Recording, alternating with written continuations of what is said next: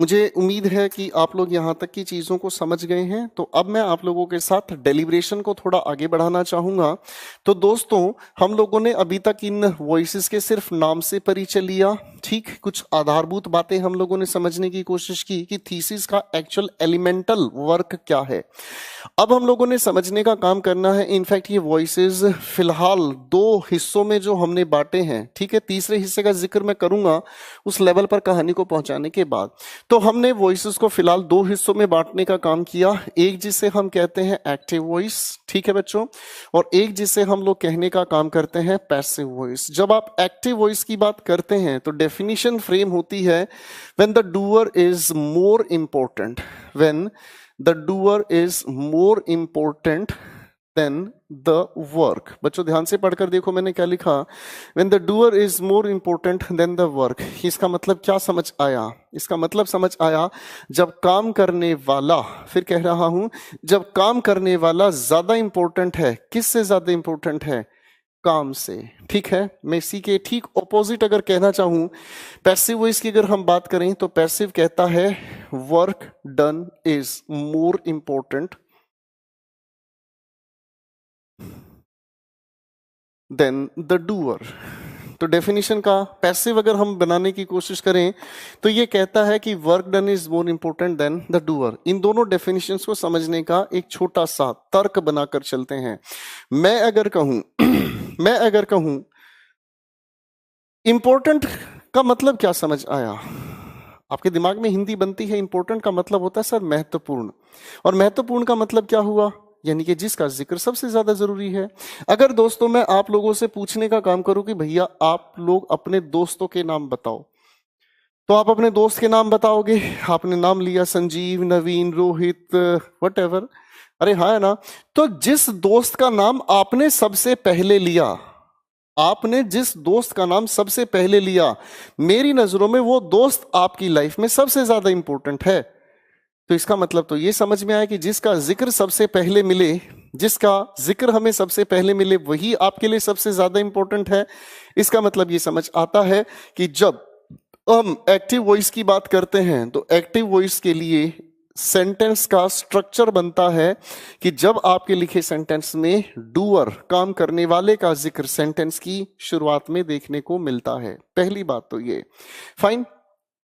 लिखे हुए पैसिव की अगर हम बात करते हैं तो पैसिव की डेफिनेशन कहती है work done is more important than the doer. तो जब हम पैसिव बनाने का काम करते हैं तो किया गया काम ज्यादा जरूरी होता है किससे? डूअर से।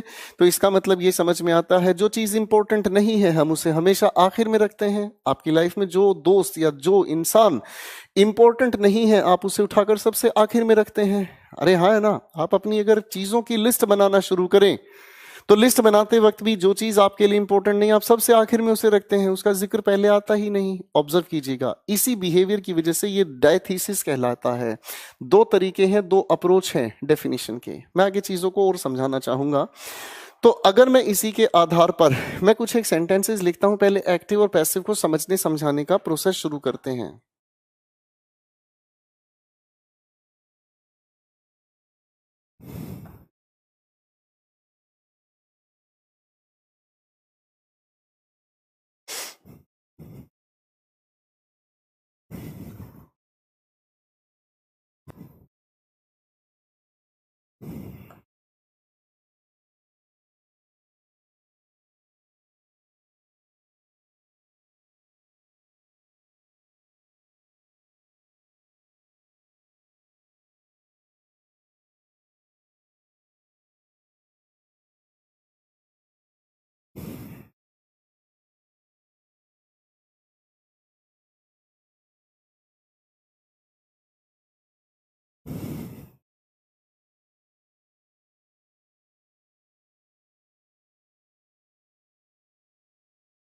मैंने आपके सामने कुछ एक सेंटेंसेस लिखे हैं। इन लिखे हुए सेंटेंसेस को थोड़ा सा मेरे साथ मिलकर समझने का काम करें।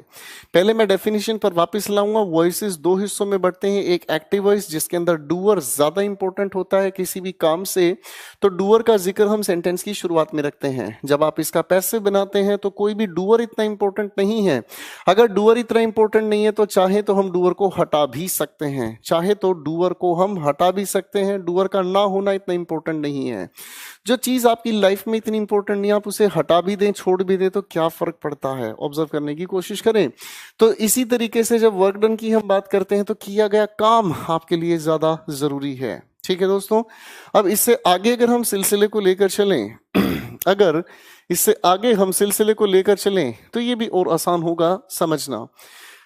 हमारे सामने लिखी हुई इन सारे के सारे सेंटेंसेस के अंदर एक छोटा सा लेवल ऑफ अंडरस्टैंडिंग तैयार करते हैं प्यारे दोस्तों। ऑब्जर्व कीजिएगा, मेरे सामने सेंटेंस लिखा है राहुल कॉल्ड प्रीति। बुलाने का काम किसने किया? आप कहोगे राहुल ने बुलाने का काम किया। ठीक है भाई, तो काम करना जिसने भी इंसान ने है, अगर उसका जिक्र आप सेंटेंस की शुरुआत में रखते हो, यानी कि डूअर का जिक्र सेंटेंस की शुरुआत में हुआ, तो इसी वजह से ये एक्टिव वॉइस बनता है। पहले पहचानना तो सीख लें एक्टिव पैसिव कैसे होते हैं। सेंटेंस 2 की अगर मैं बात करता हूं, लिखा है प्रीति कॉल्ड राहुल। सर, कॉल करने का काम किसने किया? आपने कहा प्रीति ने कॉल करने का काम किया। अब अगर प्रीति ने कॉल करने का काम किया तो इसका मतलब ये समझ आता है कि यहां पर डूअर कौन है? यहां पर डूअर प्रीति है। इसका मतलब ये भी अपने आप में एक्टिव वॉइस हुआ। आगे सेंटेंस लिखा है राहुल वॉज कॉल्ड बाई प्रीति। बुलाने का काम किसने किया? आप कहोगे सर प्रीति ने। अब ऑब्जर्व करने का काम करना, सर डूअर का जिक्र अगर सेंटेंस के आखिर में लिखा है तो इसका मतलब हम बताने का काम कर रहे हैं किया गया काम। क्या बता रहे हैं? किया गया काम। अब अगर इस किए गए काम का जिक्र पहले हुआ, डूअर का जिक्र लास्ट में हुआ, इसी चीज को हम लोग कहने का काम करेंगे पैसिव वॉइस। तो जब इस वर्क डन की यानी कि किए गए काम का जिक्र हमें देखने को मिलता है तो ये भी अपने आप में 2 हिस्सों में बंटता है। इसमें एक हिस्से की अगर मैं बात करूं तो इसे हम कहते हैं ऑब्जेक्ट, और पैसिव की मिनिमम कंडीशन हमेशा याद रखनी है, इसे हम कहते हैं थर्ड फॉर्म ऑफ वर्ब। क्या है ये, कैसे बनती है ये कहानी, आगे हमें समझ आएगी। अगले सेंटेंस पर काम करना चाहेंगे मेरे साथियों।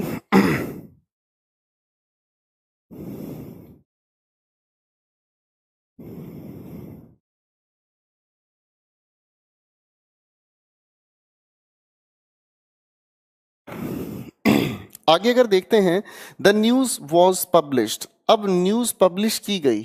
न्यूज पब्लिश करने का काम किसने किया? इसे देखकर लगता है कि न्यूज पब्लिश करने का काम किसने किया ये तो बताया नहीं गया। अरे हाँ है ना, तो डूअर इतना इंपॉर्टेंट नहीं है, इसीलिए सेंटेंस में जिक्र नहीं मिला कायदे से, इसीलिए ये अपने आप में बनता है पैसिव वॉइस। एक अगला sentence, Shekhar has been inform. Shekhar को इन्फॉर्म किया गया। इन्फॉर्म करने वाला कौन है? इस बात का जिक्र यहां सेंटेंस में नहीं है। तो शेखर को अगर इन्फॉर्म किया गया है, इसका मतलब काम किया किसने ये हमें नहीं पता, काम किया गया है सिर्फ ये बताया गया, यानी कि ये भी अपने आप में एक पैसिव वॉइस हुआ। एक अगला सेंटेंस कहता है they will manage the show. Sir show को मैनेज कौन करे? आपने कहा दे। अगर डूअर का जिक्र सेंटेंस की शुरुआत में हुआ, एक्टिव वॉइस कहता है the show will be managed. अब शो को मैनेज किया जाएगा, मैनेज करने वाला कौन है? सर इसका तो जिक्र ही नहीं। अगर ऐसी बात हुई तो यानी कि ये लिखी बात अपने आप में पैसिव हुई। पहले एक बार नजरें निकालें, फिर सिलसिले को आगे बढ़ाते हैं।